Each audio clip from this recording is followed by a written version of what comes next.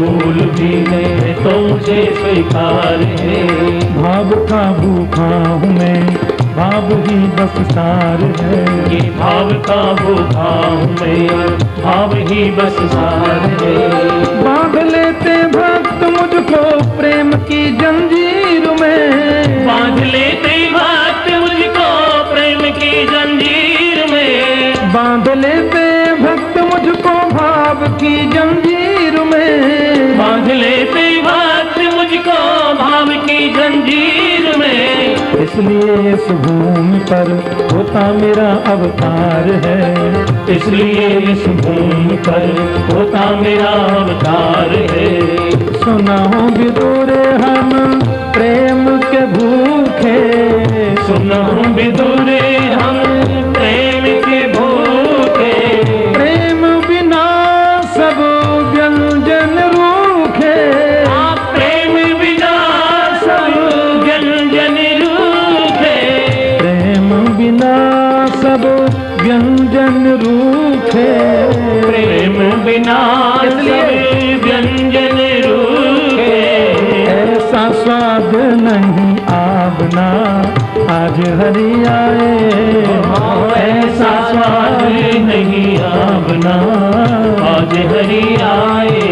गोरे घर पावना आज हरि आए, गोरे घर पावना आज हरि आए। गोरे घर पावना विदुर घर पावना, विदुर घर पावना, विदुर घर पावना, विदुर घर पावना, विदुर घर पावना, विदुर घर पावना, विदुर घर पावना। ये विदुर घर पावना, विदुर घर पावना, विदुर घर पावना, विदुर घर पावना, घर पावना, विदुर घर पावना, घर पावना, विदुर घर पावना। आज हरि आए विदुर घर पावना, आज हरि आए विदुर घर पावना, आज हरि आए। विदुर घर पावना।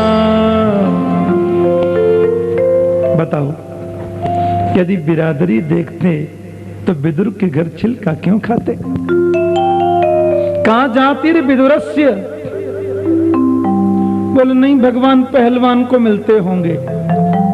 बोले उग्रस्य किम पौरुषम, उग्रसेन कोई बलवान तो नहीं थे? अरे महाराज, ये तो कन्फर्म है कि भगवान सुंदर को मिलते होंगे कि कुब्जाया कमनीय रूपम अधिकम। कुब्जा सुंदरी तो नहीं थी, तो भगवान जो है धनी को मिलेंगे। किंत सुदाम नोर्धनम, सुदामा धनी तो नहीं थे। भैया भक्तियां तुष्यति केवलम नच गुणई भक्ति प्रियो माधव। मेरा गोविंद तो केवल भक्ति से मिलता है, और कोई भी वस्तु और कोई भी साधना, कोई भी साधन उसको उतनी जल्दी नहीं मिला सकता जितना वो भक्ति से मिलता है। और बड़े स्पष्ट शब्दों में प्रहलाद जी कहते हैं आगे कि न दानम न तपो न शौचम न व्रतानि च प्रीयते मलया भक्त्या हरिरन्य विडंबनम। दान करने से भगवान मिलेंगे ये कंफर्म नहीं है, मिल भी जाए और नहीं भी मिले, गारंटी नहीं है। तपस्या से भगवान की प्राप्ति होगी। कितने मर गए तप कर कर, उल्टे लटक लटक के मर गए। विश्वामित्र ने 60,000 वर्ष तप किया और मेनका अप्सरा सब पे पानी फेर के चली गई। पराशर जी ने इतना तप किया, दिन को रात बना सकते थे, पर मिला क्या?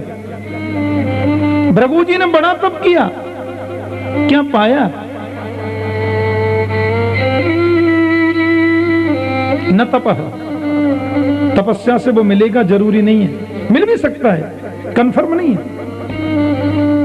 यज्ञ करने से उसकी प्राप्ति होगी, यज्ञो भाई विष्णु ठीक है, पर गोविंद मिलेगा ये कोई जरूरी तो नहीं है। 50 बार नहाने से वो मिलेगा, कितने नहा नहा के मर गए, किसको मिला? पल प्रियते अमलया भक्त्या हरिरन्य विडंबनम।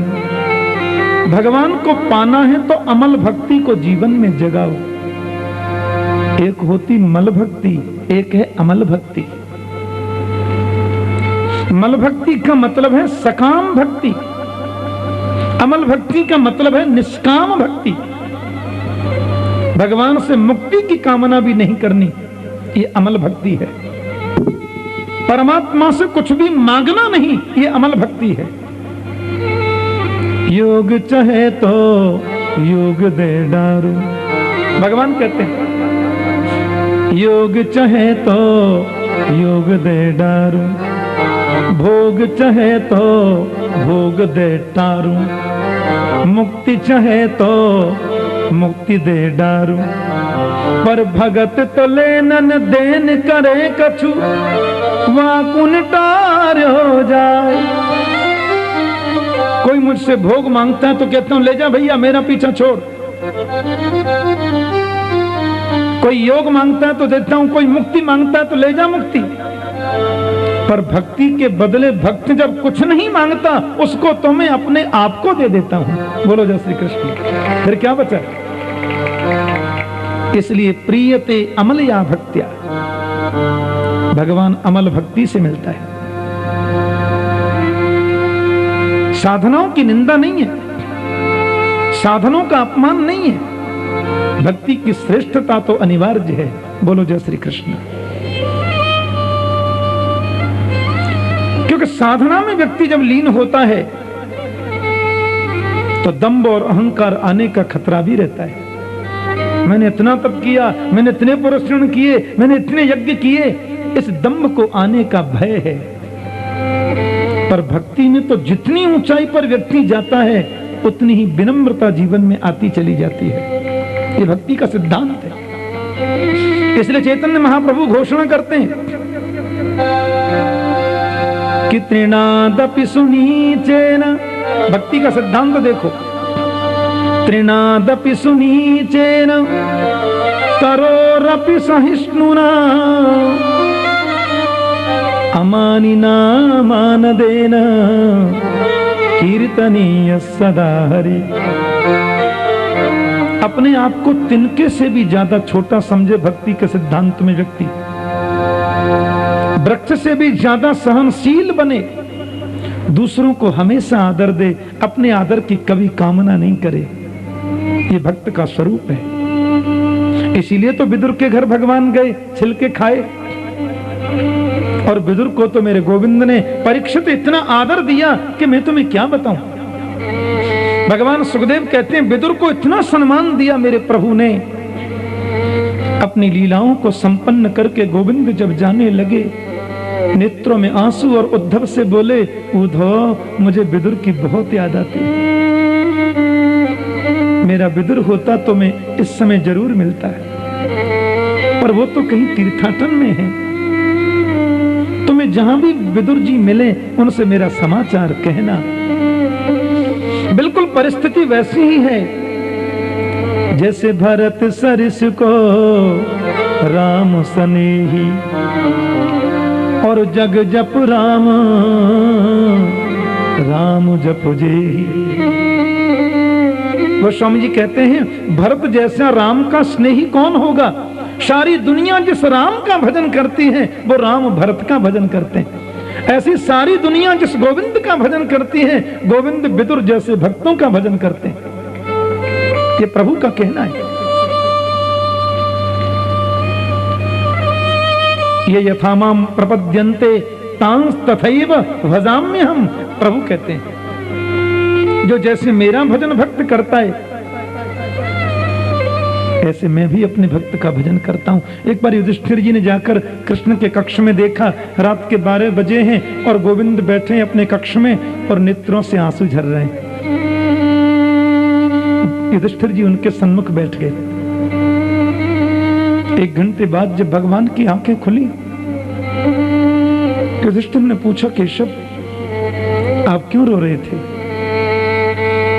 आपकी समाधि लगी थी, मैं देख रहा था, और आपके नेत्रों से आंसू झर रहे थे, क्यों? मेरे प्रभु ने कहा, युधिष्ठिर जी, इस समय महात्मा भीष्म पितामह मेरी समाधि में बैठे थे और वो मेरी याद कर कर के रो रहे थे।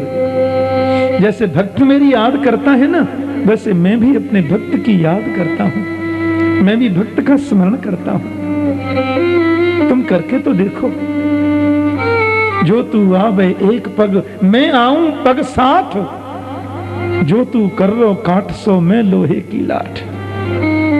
तुम एक बार जीवन में प्रभु से मिलने की प्रतिज्ञा करके देखो, वो 60 कदम आगे बढ़कर तुम्हें गले लगाने को तैयार है। और राम जी ने तो वाल्मीकि रामायण में बड़ी घोषणा कर दी कि सकृदेव प्रपन्नाय तवास्मीति तु याचते अभयम सर्वभूतेभ्यो ददाम्येतद् व्रतं मम। एक बार कोई मेरे सामने आकर के बोल दे कि राम जी मैं आपका हूं, सर्वभूतेभ्यो अभयम ददामि, प्राणी मात्र से उसे अभय देता हूं, ये मेरी प्रतिज्ञा है, मेरा वचन है। उद्धव, विदुर तुम्हें मिले तो मेरा समाचार कहना। प्रभु अंतर्धान हो गए। अब यहां उद्धव जी तीर्थ यात्रा करते करते कलकल निनादिनी पावन यमुना के तट पर वृंदावन में विदुर जी से मिल गए। विदुर जी महाराज जा रहे थे हस्तिनापुर, जाके पांडवों को सूचना दूं, उद्धव जी मिल गए। आहा, ये संसार के लोग जब दो मिलते हैं ना तो फालतू बातें करते हैं। और जी क्या हालचाल है? मत पूछो, सब बड़ा टेंशन है। क्या हुआ? बोले शेयर मार्केट औंधे मुंह गिर गया, गहने बेच कर इन्वेस्टमेंट किया था, मुझे क्या मालूम था कि 100 वाला 10 रुपए में हो जाएगा। इच्छा करती है जहर खा के मर जाऊं।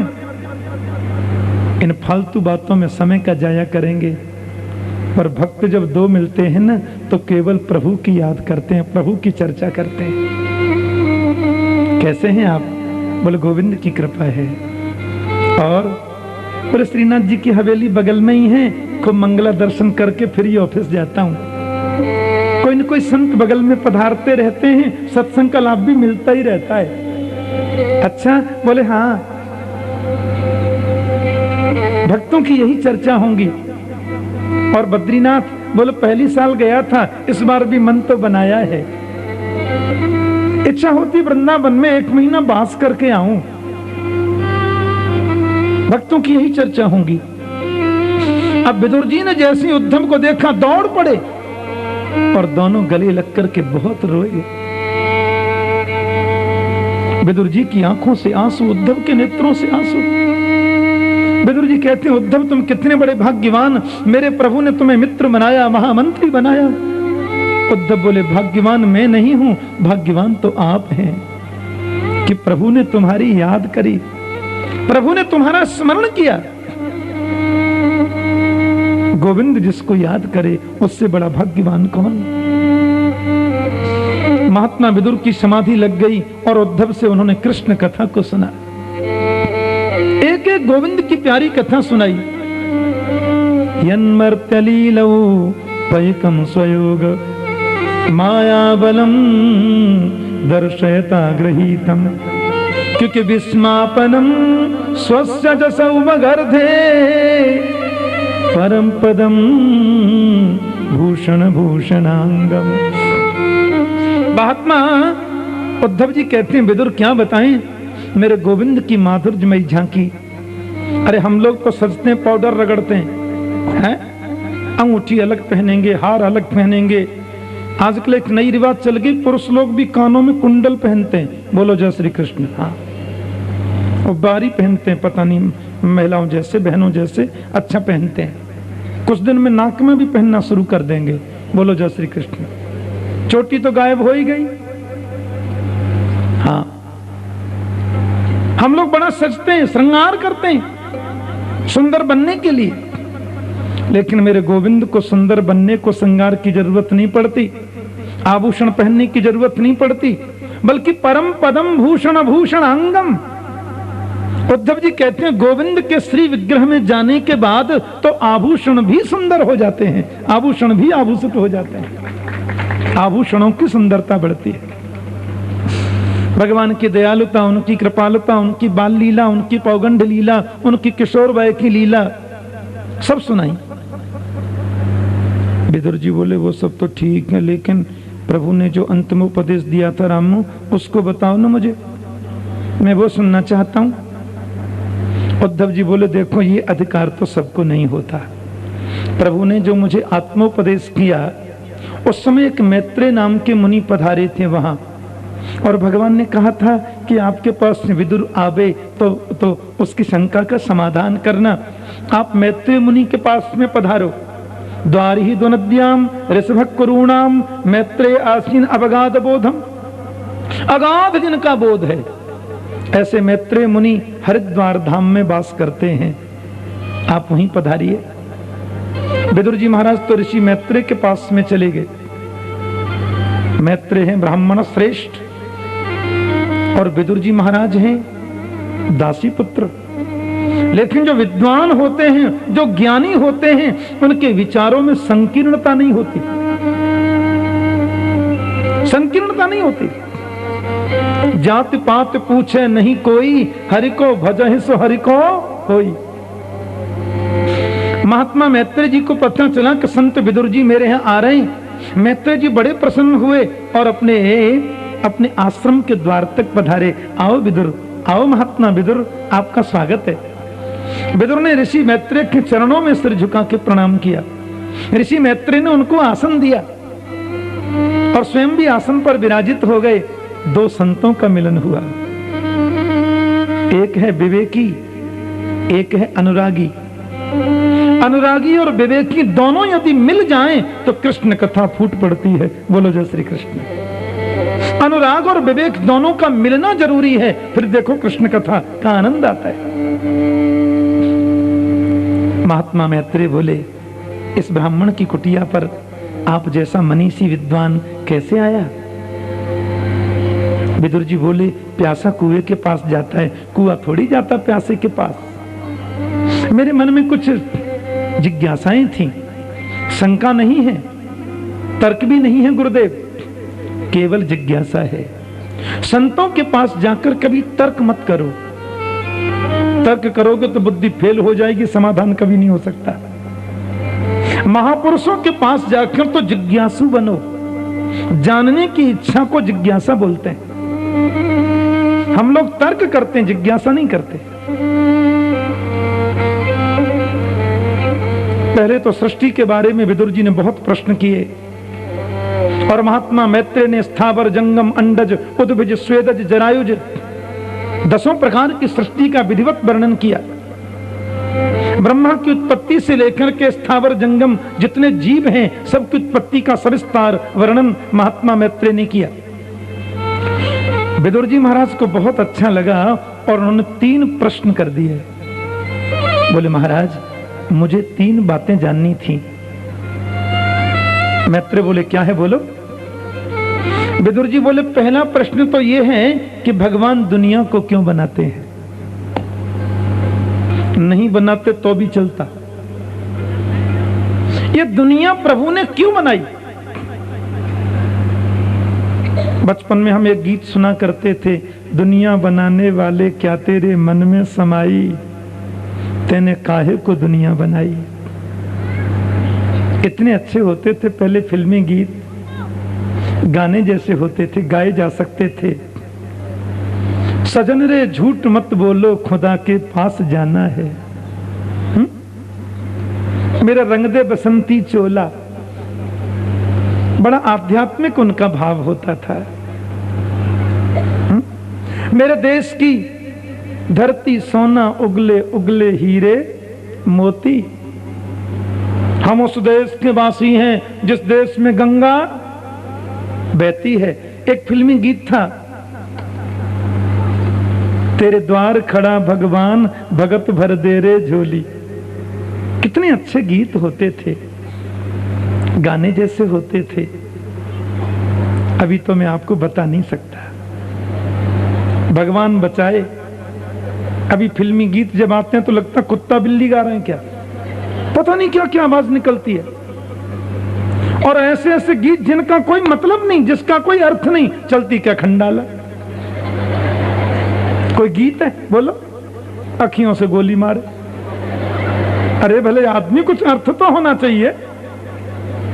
फालतू गीत, और उनको बड़े चाव से लोग गाते। और तो मुझे मालूम नहीं, ऐसे ऐसे गीत जिनका कोई मतलब नहीं, कोई अर्थ नहीं, क्या क्या तो शब्द ढूंढ के लाते पता नहीं कहां से। दुनिया बनाने वाले क्या तेरे मन में समाई, तेने काहे को दुनिया बनाई। शंकराचार्य का पूरा वेदांत भर दिया इस गीत में। विदुर जी कहते हैं कि क्यों बनाई दुनिया, नहीं बनाते तो भी चलता, फिर क्यों बखेड़ा खड़ा किया भगवान ने खामा खा। और मान लो प्रभु ने दुनिया बनाई, एक जैसी क्यों नहीं बनाई। किसी की नाक लंबी तो किसी की नाक चिकती, कोई जरा मोटा तो कोई बहुत दुबला, कोई बहुत लंबा तो कोई बहुत ठिगना, कोई गोरा है तो छाती तान के चलता है हम तो गोरे हैं, और कोई काला है तो दिन भर पलस्तर रगड़ता रहता है मुंह पे हम भी गोरे हो जाए। ये क्यों बनाई दुनिया। कोई गरीब है तो इतना गरीब कि खाने का ठिकाना नहीं, और कोई अमीर है तो इतना कि कहां रखूं उसको यही चिंता है। ये बचाऊं कहां, सजाऊं कहां, रखूं किधर। जहां रखूं मैं इनकम टैक्स का झंझट। एक जैसा नहीं बना सकते थे क्या। कोई दुखी है तो दुखी क्यों, कोई सुखी है तो ज्यादा सुखी क्यों, ये मेरा दूसरा प्रश्न है। और तीसरा प्रश्न कुछ अजीब है, माफ करना। मैत्र बोले नहीं तुम करते ही जाओ। अब विदुर जी बोले तीसरा प्रश्न ये है कि भगवान नाटक क्यों करते हैं। मैत्र बोले कौन सा नाटक, कि नाटक नहीं तो क्या है। पहले पापी को जन्म देते हैं, फिर पापी से पाप कराते हैं, फिर पाप से दुनिया को तकलीफ दिलाते हैं, और लोग त्राहि त्राहि करके बोलते हैं हे भगवान बचाओ, हे प्रभु रक्षा करो। तब कहते खबरदार मैं आ रहा हूं। कभी राम बन के, कभी फिर आते हैं सब राम जी बन के आ गए, कभी कन्हैया जी बन के आ गए, कभी पृथु जी बन के आ गए, कभी फरसे वाले परशुराम बन के आ गए। ये नाटक क्यों करते हैं। मैत्रेय बोले क्या मतलब, तुम कहना क्या चाहते हो।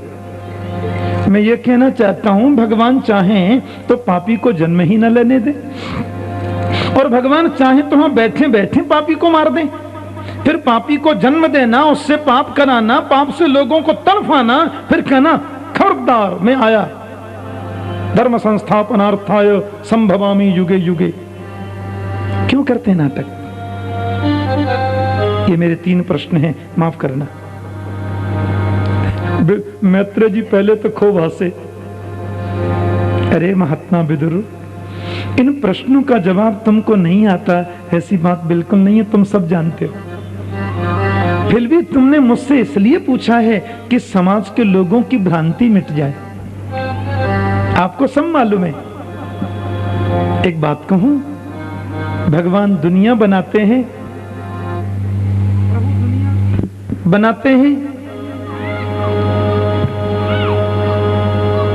ये आश्चर्य नहीं है, क्योंकि ये तो उनका नाटक है।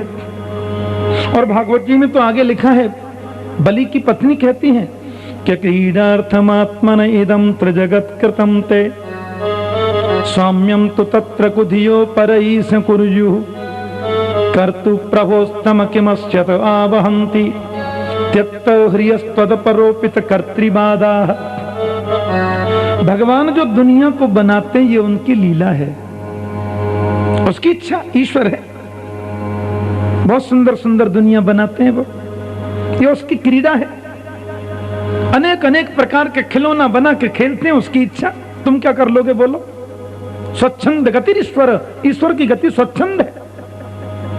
पर सोचना तो विदुर ये है, भगवान ने दुनिया बनाई, ये आश्चर्य नहीं है। आश्चर्य तो ये कि इतनी सुंदर दुनिया कैसे बनाई, इतनी अटपटी दुनिया कैसे बनाई। और जिसकी बनाई गई दुनिया इतनी सुंदर है वो स्वयं कितना सुंदर होगा। बोलो जय श्री कृष्ण। ये सोचो, आप विचार करना। आपने मोर देखा है? कितना सुंदर होता मोर, क्या पेंटिंग की है भगवान ने। और जब पंख उठा करके नृत्य करते हैं, हमारे ब्रज में मोर बहुत हैं, उतने बाहर के नहीं है कि बाहर तो लोग उसको भी खा जाते हैं। बोलो जय श्री कृष्ण। पर मोर जानता है कि ब्रज में मुझे कोई मारेगा नहीं। हमारे यहाँ पक्षियों को आप ऐसे हाथ में अन्न दे करके दो तो हाथ से खा जाएंगे। आज भी पूरे विश्व में केवल 84 कोष का ब्रजमंडल ऐसा है जिसको आप विशुद्ध प्योर वेजिटेरियन बोल सकते हैं। वृंदावन इतना बड़ा शहर है पर आपको कहीं वहां मांस मदिरा की दुकान नहीं मिलेगी, एक भी नहीं। और आज से 25-30 वर्ष पहले तो वृंदावन की सब्जी मंडी में प्याज भी नहीं बिकती थी। और वृंदावन से भी ज्यादा आपको शुद्धि देखनी है तो ब्रजमंडल के गांवों में जाओ। कभी आप परिक्रमा में जाते हो, 84 कोस की ब्रज परिक्रमा, तो ब्रज के गांवों में शुद्धि देखो आप, क्या खान पान की पवित्रता। क्योंकि उस भूमि में मेरे गोविंद नंगे चरणों से रहे। कितना सुंदर मोर बनाया। कोयल जब बोलती है हम लोग खिड़की खोल के सुनते हैं, इतना मीठा कंठ, कैसी मिश्री घोर दी। और कौवा जब बोलते हैं तो ईंटा फेंकते हैं, सवेरे सवेरे काऊ काऊ करता है। कागा काको धन हरे, कोयल काकू दे, मीठी बाणी बोल के जग अपनो कर ले। कितने रस भर दिए मेरे प्रभु ने जमीन में। हीरा इसी में से निकलता है, जवाहरात इससे निकलती है, लोहा इसमें से निकलता है, कोयला इसमें से निकलता है, सोना इसमें से निकलता है। आपने 10 बाई 10 फीट की जमीन खरीदी, ध्यान देना, उसमें एक पौधा आपने लगाया, 1.5 फुट दूर दूसरा पौधा लगाया, 1.5 फुट दूरी पर तीसरा पौधा लगाया, फिर 2 फुट की दूरी पर चौथा पौधा लगाया। ऐसे आपने 25 पौधे लगा दिए 10 बाई 10 फीट की जमीन में। उसमें आपने खाद भी डाला, सुंदर कुआं का जल भी सिंचित किया। अब पौधे बड़े हुए, आपने एक वृक्ष का फल तोड़कर खाया तो मुंह मीठा हो गया, वो अंगूर था। आपने दूसरे वृक्ष का फल तोड़कर खाया, मुंह कड़वा हो गया, वो मिर्ची थी। उसके बगल के वृक्ष का फल तोड़कर खाया, मुंह चिरमिरा हो गया, वो करेला था। उसके बगल के वृक्ष को ही तोड़ के आपने खाया तो मुंह मीठा हो गया, वो गन्ना था। उसके बगल के वृक्ष के फल को खाया, मुंह बड़ा अजीब स्वाद का अनुभव किया, वो पपीता था। उस जमीन में इतना रस किसने भर दिया, विचार करो। बगल वाले वृक्ष का फल है चिरमिरा, उसकी बगल का वृक्ष का फल है मीठा। आपने खाद में तो कोई मिठाई नहीं डाली थी, आपने पानी में तो कोई मिठास नहीं डाला था। उस जमीन में से मीठा, चिरमिरा, चटपटा सब निकल रहा है। इतने रस उस जमीन में कौन भरता है? 7 अरब लोग रहते हैं आज इस पूरी दुनिया में, लेकिन 7 अरब लोगों में आपको एक चेहरे जैसे 2 आदमी दिखाई नहीं देंगे। कुछ न कुछ अंतर जरूर मिलेगा। कितने मॉडल हैं उसके पास। जब बनाता है, जब नया मॉडल बनाता है, बोलो जय श्री कृष्ण। जब बनाता है, जब नया ही बनाता है। एक आदमी ने मेरे से पूछा, ठाकुर जी आप दुनिया भर में कथा करने जाते हो, आपको अमेरिका के लोग ज्यादा अच्छे लगते हैं, यूरोप के ज्यादा बढ़िया लगते हैं, दक्षिण अफ्रीका के ठीक लगते हैं कि भारत के? मैंने कहा सही से ही बताऊं? बोले बताओ। मैंने कहा अमेरिका और यूरोप के लोगों को देखता हूं तो ऐसा लगता है जैसे कुम्हार ने घड़ा बनाकर अग्नि में डाला और पकने से पहले ही कच्चा घड़ा निकाल दिया। साउथ अफ्रीका के लोगों को देखता हूं तो ऐसा लगता है कि घड़ा अग्नि में डाला था वो ज्यादा पक गया। पर 100% जितना पकना चाहिए उतने तो मेरे भारत के लोग ही हैं। बोलो जय श्री कृष्ण। है कैसी अजीब दुनिया बनाई है। विचार ये करना है कि दुनिया जब इतनी अटपटी और विचित्र बनाई है, इसको बनाने वाला पेंटर कितना सुंदर होगा। नाम तुम्हारा तारनहारा, कब तेरा दर्शन होगा। जिसकी रचना इतनी सुंदर, वो कितना सुंदर होगा, वो कितना सुंदर होगा। नाम तुम्हारा तारनहारा,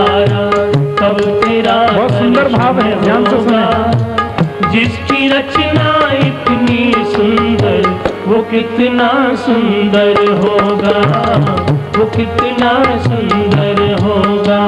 कि नाम तुम्हारा तारनहारा, कब तेरा दर्शन होगा। जिसकी रचना इतनी सुंदर, वो कितना सुंदर होगा, वो कितना सुंदर होगा। नाम तुम्हारा तारनहारा, कब तेरा दर्शन होगा। जिसकी रचना इतनी सुंदर, वो कितना सुंदर होगा, वो कितना सुंदर होगा। कितनी सुंदर दुनिया बनाई।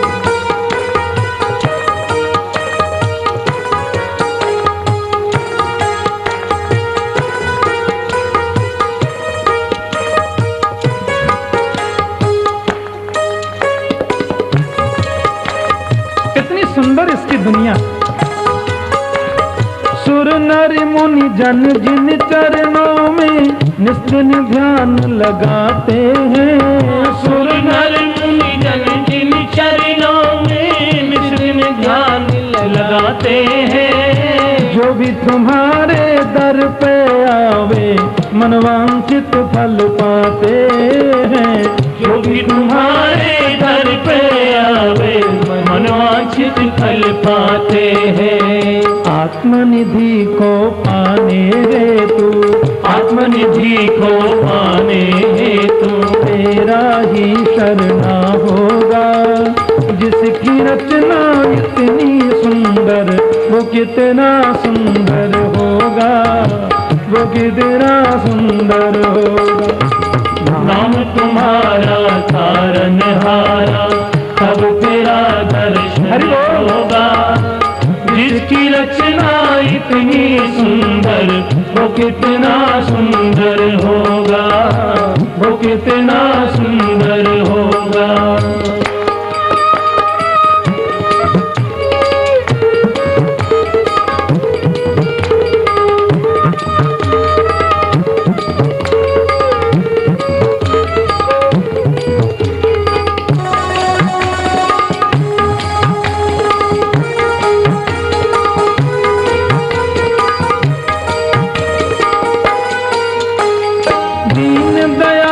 दया के सागर, जग में नाम तुम्हारा है। दीन दयाल दया के सागर, जग में नाम तुम्हारा है। दीन दयाल दया के सागर, जग में नाम तुम्हारा है। दीन दयाल दया के सागर, जग में नाम तुम्हारा है। तुम बिन मेरे बाल कृष्ण प्रभु कोई नहीं हमारा है। तुम बिन मेरे बाल कृष्ण प्रभु कोई नहीं हमारा है। भव सागर से पार उतरने, भव सागर से पार उतर तेरे गीतों का सरगम होगा। जिसकी रचना इतनी सुंदर, वो कितना सुंदर होगा, वो कितना सुंदर होगा। क्योंकि नाम तुम्हारा तारनहारा, कब तेरा दर्शन होगा। जिसकी रचना इतनी सुंदर, वो कितना सुंदर होगा, वो कितना सुंदर होगा। बोलो श्री राम जय राम जय जय राम। ये श्री राम जय राम जय जय राम। बोलो श्री राम जय राम जय जय राम। श्री राम जय राम जय जय राम। बोलो श्री राम जय राम जय जय राम। श्री राम जय राम जय जय राम। बोलो श्री राम जय राम जय जय राम। श्री राम जय राम जय जय राम। बोलो श्री राम जय राम जय जय राम। श्री राम जय राम जय जय राम। श्री राम जय राम जय जय राम। श्री राम जय राम जय जय राम। श्री राम जय राम जय जय राम।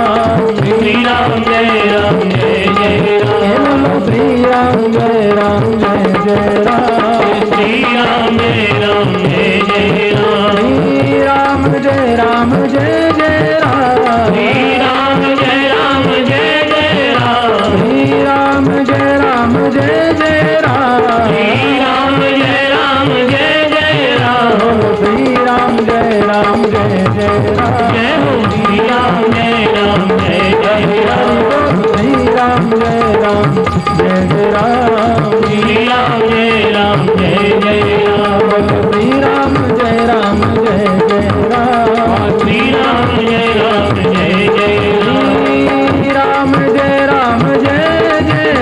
जय जय राम, श्री राम जय राम जय जय राम, श्री राम जय राम जय जय राम, श्री राम जय राम जय जय राम, बोलो श्री राम जय राम जय जय राम, श्री राम जय राम जय जय राम, श्री राम जय राम जय जय राम, श्री राम जय राम जय जय राम, बोलो श्री राम जय राम जय जय राम, श्री राम जय राम जय जय राम, बोलो श्री राम जय राम जय जय राम, श्री राम जय राम श्री राम जय राम जय जय राम, श्री राम जय राम श्री राम जय राम जय श्री राम जय राम श्री राम जय राम श्री राम जय राम श्री राम जय राम श्री राम जय राम श्री राम जय राम श्री राम जय राम जय राम जय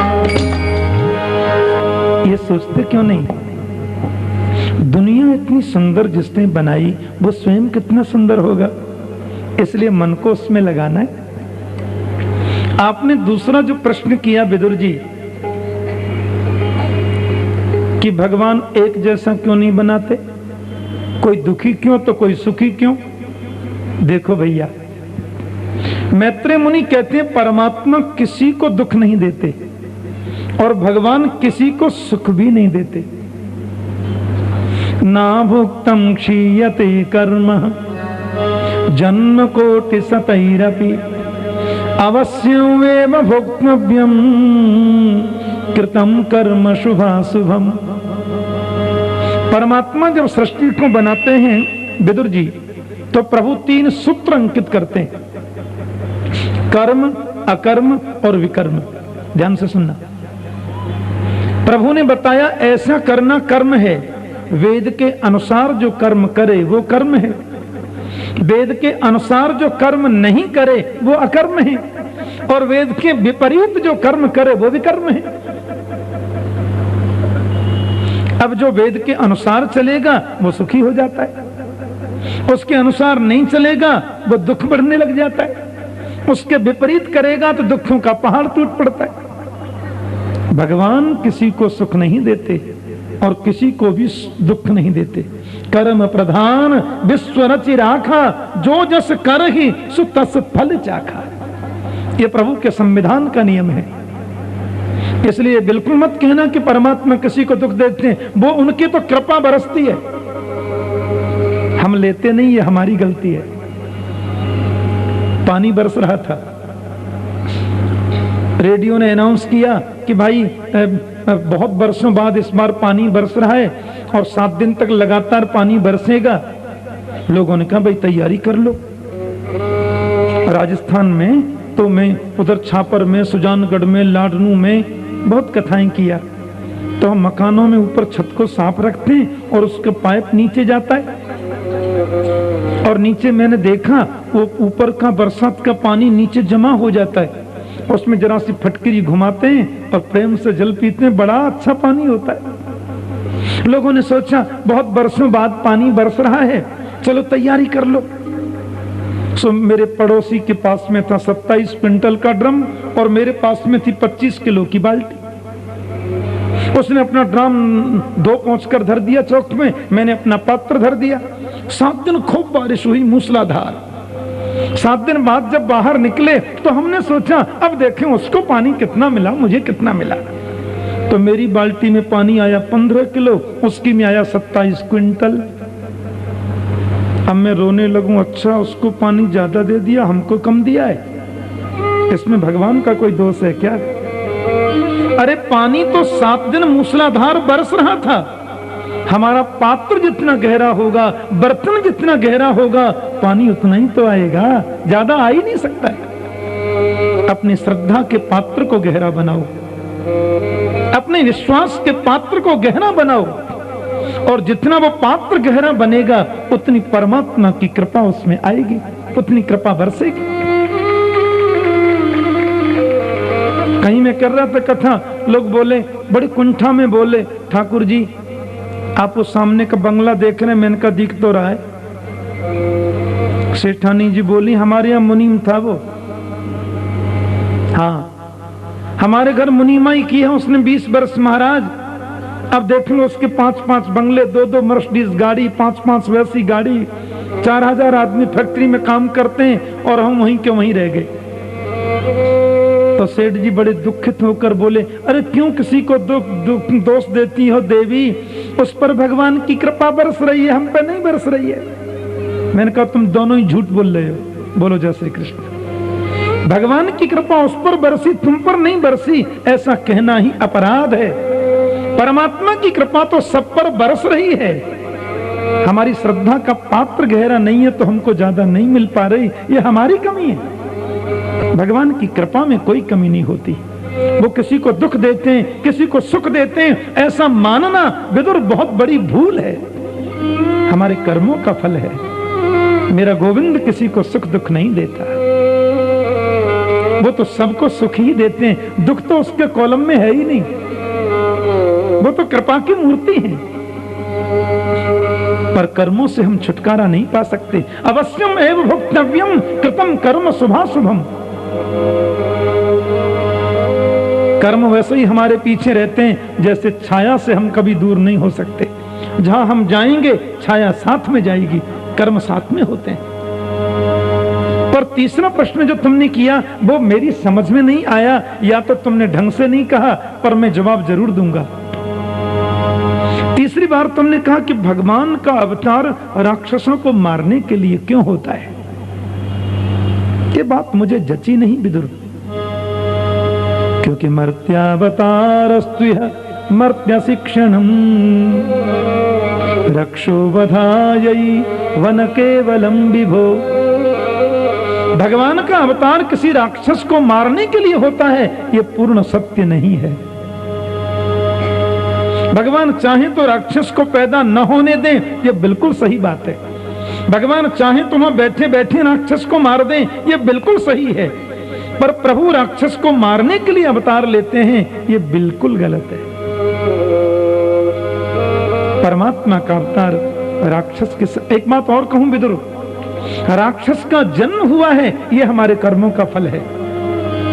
किसी दुष्ट पापी आदमी से हमको तकलीफ मिली है, यह भी हमारे कर्मों का फल है। और वो दुष्ट व्यक्ति कभी कभी बुरी मौत मारा जाता है, यह भी हमारे और उसके कर्मों का फल है।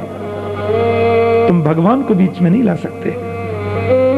परमात्मा का अवतार तो भक्तों के लिए होता है, वो तो प्रेमियों के लिए आते हैं।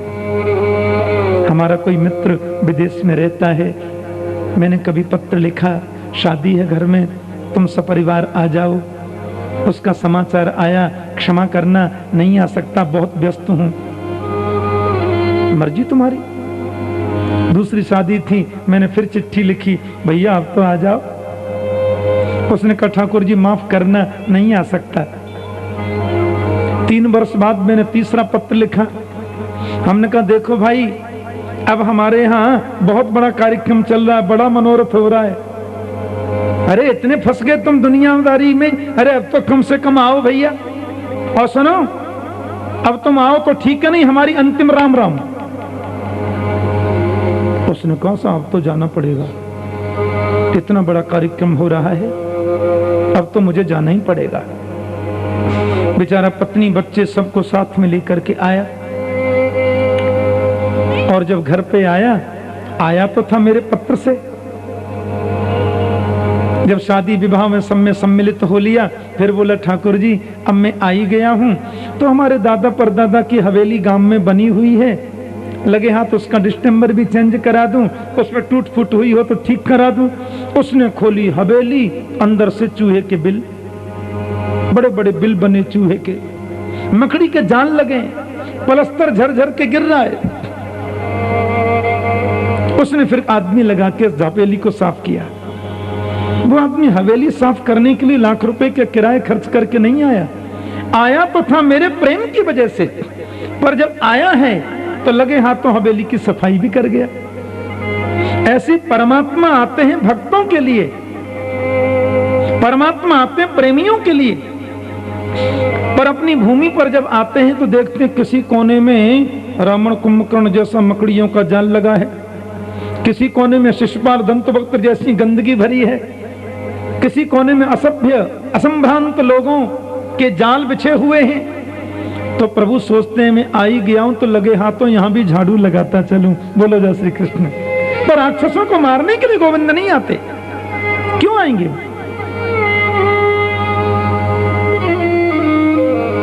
वो तो आते हैं भक्तों के लिए। अब कश्यप ऋषि की दिति, अदिति, धनु, काष्ठा, सुरसाइला, विनिता, कद्रु पत्नियां थीं।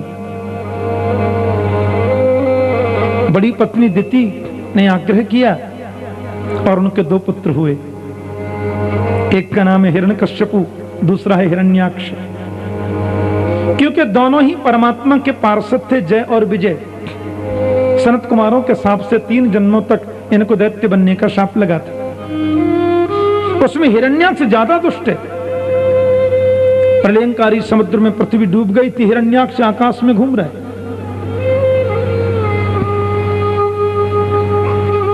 ब्रह्मा जी महाराज से लोगों ने प्रार्थना की, वरुण देवता और जितने देवता सब बोले हिरण्याक्ष नाक में दम कर रखा है। ब्रह्मा ने गोविंद की प्रार्थना की। प्रार्थना के बाद में जो सूत्र बचता है उसका नाम है प्रतीक्षा। हम लोग प्रार्थना बाद में करते हैं, लिस्ट पहले टांग देते हैं मांगने की। प्रार्थना में याचना नहीं होनी चाहिए। याचना जिसमें भरी है वो प्रार्थना नहीं है। प्रार्थना वही है जिसमें कोई याचना नहीं है। बोलो जय श्री कृष्ण। ब्रह्मा ने स्तुति गाई और समाधि लगा करके ब्रह्मा बैठे तो उनको जोर से छींक आई। उनकी नासिका में से छोटा सा सूकर का बालक निकला। बोलिए 12 भगवान की। और 1 मिनट में परमात्मा विशाल बन गए। समुद्र में डूबी हुई पृथ्वी को लाने के लिए प्रभु बराह गए और अपनी दंष्टाओं पर पृथ्वी को लेकर के ऊपर उठ रहे हैं। इधर आकाश में हिरण्याक्ष उड़ रहा है और नारद जी भी उड़ रहे हैं। पहले उड़ते थे लोग, तो हिरण्याक्ष ने नारद जी को पकड़ लिया, बोले बाबा यहाँ आओ। नारद जी बोले क्या बात है? बोले खाली वीणा ही बजाते रहते हो, कुछ लड़ना झगड़ना भी आता है?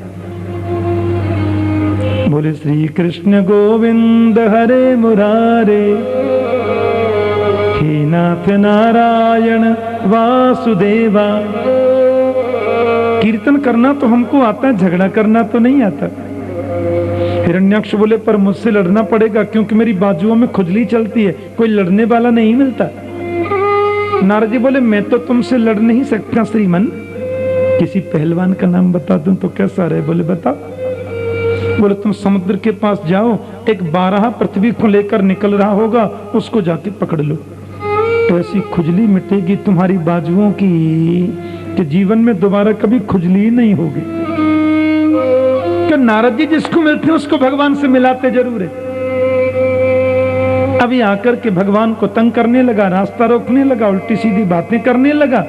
मेरे 12 भगवान ने एक तमाचा उसके मुंह पे दिया, हिरण्याक्ष का राम नाम सत्य हो गया। इतनी जोर से तमाचा लगाया प्रभु ने हिरण्याक्ष के मुख पर कि जितने कथा में सो रहे थे सब जग गए। बोलो जय श्री कृष्ण। हाँ, बहुत देर तक युद्ध हुआ, बड़ा लंबा वर्णन है, मैंने शॉर्ट में बता दिया। मैं ये कहना चाहता हूं कि भगवान का अवतार हिरण्याक्ष को मारने को नहीं हुआ था। प्रभु तो पधारे थे भक्तों के लिए, देवताओं के लिए, ब्रह्मा के लिए, पृथ्वी की स्थापना के लिए। पर रास्ते में कूड़ा करकट मिलेगा तो सफाई तो करनी पड़ेगी। अच्छा, संत लोग कहते हैं कि पृथ्वी के मन में भी अभिमान हो गया। पृथ्वी के मन में अभिमान हुआ क्या? उसने सोचा मेरे बिना भगवान का भी काम नहीं चलता। मैं थोड़ा समुद्र में जाकर क्या डूब गई, मुझे निकालने के लिए भगवान को 12 बनना पड़ा, सूकर बनना पड़ा। प्रभु ने सोचा हिरण्याक्ष को तो हमने मार दिया, लेकिन पृथ्वी देवी के मन में जो अभिमान रूपी हिरण्याक्ष बैठा है, इसको मारना बहुत जरूरी है। मेरे गोविंद पृथ्वी को लेकर के बाहर जब आए तो पृथ्वी तो भगवान की दंष्ट्राओं पर है, दाढ़ों पर है। देखा तो बाहर बड़ा सुंदर बगीचा, बड़ा सुरम्य वातावरण, कदम के वृक्ष, बट वृक्ष, तुलसी के बगीचा, गुलाब के फूल, सरोवर में खिल रहे कमल के फूल, कलकल निनादनी पावन यमुना बह रही है। यमुना महारानी का बहुत महत्व है। यमुना तो पटरानी है मेरे गोविंद की। और पक्षी लोग जो कलरव कर रहे हैं, बगीचे पर पक्षी बोल रहे हैं, कहीं चिड़िया बोल रही है, कहीं मोर बोल रहा है, कहीं कबूतर बोल रहे हैं, कहीं तोते सुख गान कर रहे हैं। अब उन पक्षियों की आवाज को सुनकर के पृथ्वी के मन में बड़ा आश्चर्य हुआ। बोलो जय श्री कृष्ण। और पृथ्वी ने पूछा, मेरे प्रभु ये सामने बगीचा काहे का, ये सुंदर सुगंधी आ रही पुष्पों की, ये कहां से, और पक्षियों की चहचहाट, उनका कलरव ये हो रहा है कहां पर। मेरे बारह भगवान मुस्कुराकर बोले, ये हमारा वृंदावन धाम है। पृथ्वी का वृंदावन, लेकिन मैं तो आपकी डार पर बैठी हूं भगवान, और बिना मेरे वृंदावन आया कहां से। गोविंद बोले, देवी सारी दुनिया का प्रलय होता है, मेरे वृंदावन का प्रलय नहीं होता। वृंदावन का प्रलय कभी नहीं होता। यदि पिकनिक मनाने की भावना से तुम वृंदावन में जाओगे तो टूटे फूटे मकान और गंदी गलियों के अलावा तुम्हें कुछ दिखाई नहीं देगा। और भक्ति की दूरबीन आंखों पर लगाकर वृंदावन में जाओगे तो वृंदावन की रज के कण कण में तुम्हें गोविंद का दर्शन होगा। यह वैशिष्ट्य है वहां का। धन्य धन्य वृंदावन रजधानी,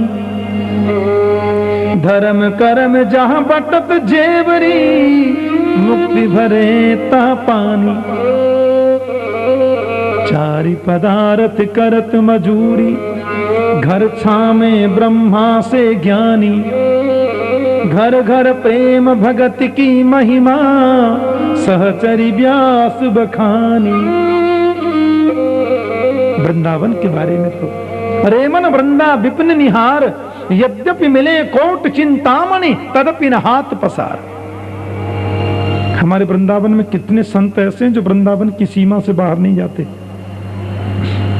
और वो लिखते हैं कि विपिन राज सीमा से बाहर हरिहु को न निहार। वृंदावन की सीमा से बाहर भगवान भी आ जाएं और बोलते हैं, भगत जी आओ, मैं तुम्हें दर्शन देने आया हूं। बोले, गर्ज पड़े तो अंदर आके दे दो दर्शन, हम बाहर नहीं आएंगे। बोलो जय श्री कृष्ण। विपिन राज सीमा से बाहर हरिहु को न निहार। ब्रह्मवैवर्त पुराण में लिखा है, भगवान कहते हैं कि 24 कोस विस्तार का, 5 योजन विस्तीर्णम, 20 कोस के लंबा चौड़ा वृंदावन मेरा हृदय है, मेरा पावन हृदय है। उस वृंदावन का दर्शन किया। हमारी राजस्थान की मीरा तो बड़े भाव से कहती हैं, आलीरी मोहि लागे वृंदावन नीको, घर घर तुलसी ठाकुर सेवा, दर्शन गोविंद जी को, निर्मल नीर बहत यमुना को, भोजन दूध दही को, संतन संगति कथा भागवत, सुनिए सुजस हरि को। मीरा के प्रभु गिरिधर नागर, भजन बिना नर फीको। ये वृंदावन का स्वरूप है। तीर्थों के राजा हैं प्रयाग। और एक बात ध्यान देना, वृंदावन तीर्थ नहीं है। वृंदावन को तीर्थ कहना तो वृंदावन का अपमान करने जैसा है। तीर्थों के राजा हैं प्रयाग, तीर्थों के गुरु हैं आपके पुष्कर जी। तीर्थों में 7 नगरी हैं, बहुत नगरियों के नाम आते हैं, उसमें एक मथुरा नगरी भी है। 4 धामों में वृंदावन का नाम नहीं है। तीर्थों का राजा जब प्रयाग को बनाया तो नियम लगाया कि हर वर्ष सब तीर्थ प्रयाग में उसकी सेवा करने जाएंगे, टैक्स देने जाएंगे। लेकिन वृंदावन कभी जाता ही नहीं। वृंदावन के लोग भी बड़े अल्हड़ होते हैं, बोलो जय श्री कृष्ण। हाँ, वो किसी को कुछ समझते ही नहीं है। विचित्र आदत होती है वहां के लोगों की, बोलंत हेला बचनंत गारी, बिना गाली का तो बात नहीं करते, लेकिन दिल में प्यार बहुत होता है। एक बार 84 कोस की परिक्रमा चल रही थी, संतों की परिक्रमा, उसको हमारे ब्रज में वन यात्रा बोलते हैं, ब्रज यात्रा, वन यात्रा। तो उसमें मेरे सदगुरुदेव भी पधारे थे, मेरे गुरुदेव स्वामी रामानुजाचार्य महाराज, बड़े उच्च कोटि के विद्वान और बड़े त्यागी, जीवन में कभी पैसा छुआ ही नहीं, शिष्य कभी बनाए नहीं, महल दुहल से कुछ आश्रम कभी बनाए नहीं। बड़े बड़े संत शंकराचार्य भी उनसे अध्ययन करते भागवत और वेदांत का। तो गुरुदेव भी गए थे वन यात्रा में।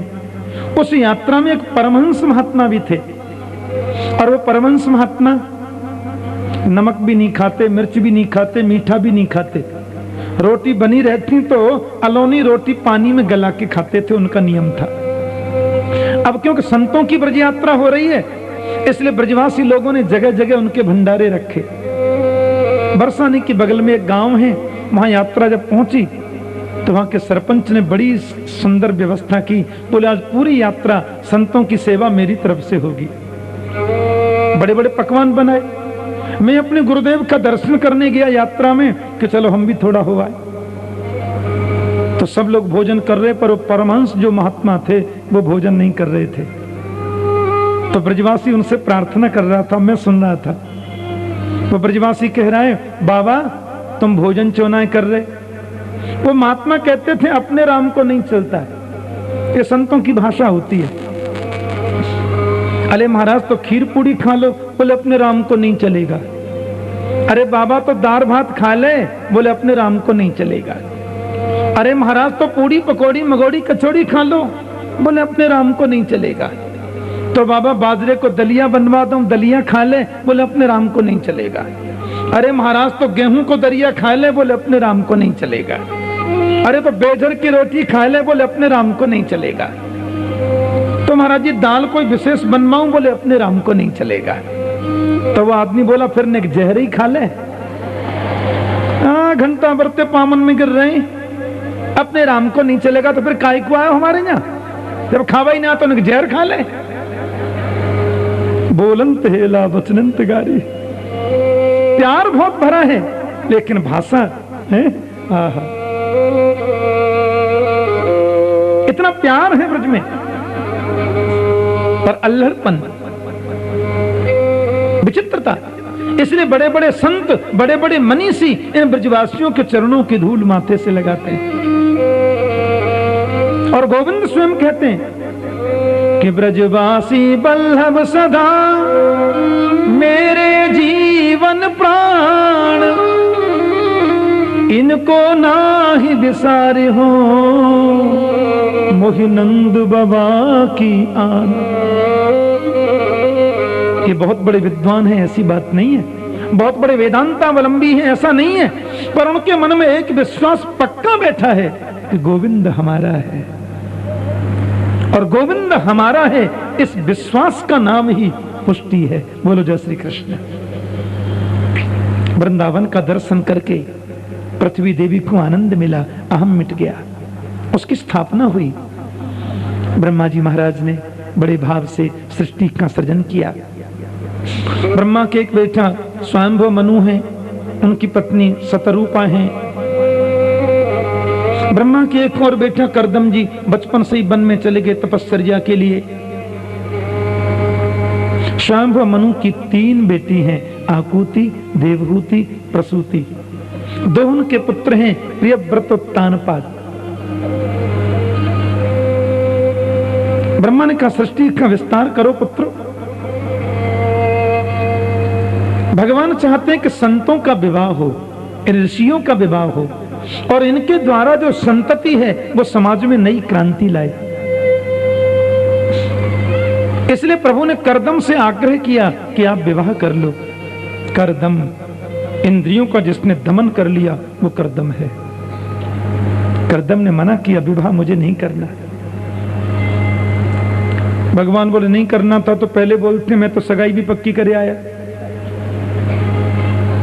करदम जी बोले आप बोलते हैं तो विवाह तो मैं कर लूंगा, लेकिन मेरी एक शर्त है।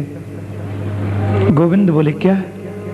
बोले शर्त यह है कि मेरे घर पुत्र बनकर आपको ही आना पड़ेगा, क्योंकि विवाह के बाद पत्नी के प्रति अनुरक्ति बढ़ती है, बाल गोपालों में ममता हो जाती है, और आप यदि पुत्र बनकर पधारें इससे बड़े सद्भाग्य की बात और क्या है। प्रभु को भी अपना पुत्र मान सकते हैं। महाप्रभु वल्लभाचार्य जी महाराज के 2 पुत्र थे ना, उन 2 पुत्रों में गोस्वामी विट्ठलनाथ जी महाराज ने जो प्रचार किया पुष्टि मार्ग का, विट्ठलनाथ जी महाराज के 7 पुत्र थे और 8वां पुत्र वो गोविंद को भी मानते थे। कन्हैया को अपना पुत्र ही मानते थे विट्ठलनाथ जी महाराज, और प्रभु ने ये पक्का दिखा भी दिया कि मैं आपका पुत्र हूं। भावना ही तो बड़ी चीज है। भावस्यैव सांध्रात्मा बधई प्रेमा निगद्यते। भाव बहुत जरूरी है। भगवान ने करदम मुनि से कहा आपका पुत्र बनकर मैं आ जाऊंगा, लेकिन विवाह कर लो। और प्रभु ने स्वयंभव मनु को आदेश कर दिया कि आपकी बीच की बेटी जो देवहूति है उनका विवाह करदम जी से कर दिया जाए। अब स्वयंभव मनु है सृष्टि के सबसे बड़े सबसे पहले राजा, और करदम जी महाराज हैं संत। देखो, एक होती है साधना और एक होता है साधन। साधन संपन्न व्यक्ति को साधना संपन्न के सामने झुकना पड़ता है। सेठों का साधन बोलता है, गाड़ी बोलेगी, बंगला बोलेगा, नौकर बोलेंगे, हैं? उनका साधन बोलता है, लेकिन संत का साधन नहीं, साधना बोलती है, और साधना के सामने साधन को झुकना पड़ता है। स्वयंभव मनु है साधन संपन्न और करदम ऋषि है साधना संपन्न। स्वयंभव मनु ने उनको प्रणाम किया, भगवद आज्ञा शिरोधार्य करके अपनी बेटी देवहूति का परिणय आपसे करना चाहता हूं। करदम ने कहा आपकी बेटी मुझे पत्नी के रूप में स्वीकार तो है साहब, लेकिन मेरी एक और शर्त है। बोले क्या शर्त? बोले एक पुत्र होते ही मैं गृहस्थ आश्रम छोड़ दूंगा। आपको मंजूर है तो विवाह करो, नहीं तो नहीं। क्यों? करदम जी जानते हैं कि मेरे घर पुत्र बनकर तो भगवान आएंगे ना, और एक के अलावा दूसरा क्यों मांगू। स्वयंभव मनु ने स्वीकार कर लिया, और करदम अपनी पत्नी देवहूति को लेकर के कुटिया में पधारे। देखो, दर्शन करना आप, राजघरानी की बेटी। ऋषि करदम के संग विवाह हुआ, कुटिया में आए तो देखा उसमें 50 बिल बने हैं चूहे के। देवहूति बोली ये क्या है? करदम जी बोले चूहा भी इस कुटिया को अपना ही मानते हैं, तो सपरिवार इसी में रहते हैं। ऊपर देखा तो 50 घोंसले लटके पक्षियों के। देवहूति बोली ये क्या है पतिदेव? बोले पक्षी भी इसको अपना ही मानते हैं ना देवी, तो सपरिकर वह भी इसी में रहते हैं। देवहूति बोली छोटी सी पर्णकुटी में चूहे भी रहते हैं, पक्षी भी रहते हैं, तो आप कहां विराजते हैं? बोले कोने में जो आसन बिछाए ना 1.5 बाई 1.5 फीट का, वो मेरी जगह है। गुजर करें तो चाहिए ही क्या, मौज करें तो है ही क्या। देवहूति की इतनी निष्ठा जगी, इतना बड़ा ब्रह्मवादी ऋषि मेरा पति, मैं भाग्यवती हूं। बहुत सुंदर सेवा की। महात्मा करदम ने उनकी सेवा से प्रसन्न होकर कहा तुष्टो हमद्य तव मान अभिमानदाया शुश्रूषया परमया परमया च भक्त्या यो देहिना भयमती बसुर सदेहो नावेक्षित समुचित क्षपितुम मदर्थे। मैं तुम्हारी सेवा से बड़ा प्रसन्न हूं देवी। और देखो इतना सुंदर भवन बन गया, सरोवर बन गया, हजारों दास दासी प्रकट हो गए, भूषणानी परार्ध्यानी बरीयांसी द्युमंति च।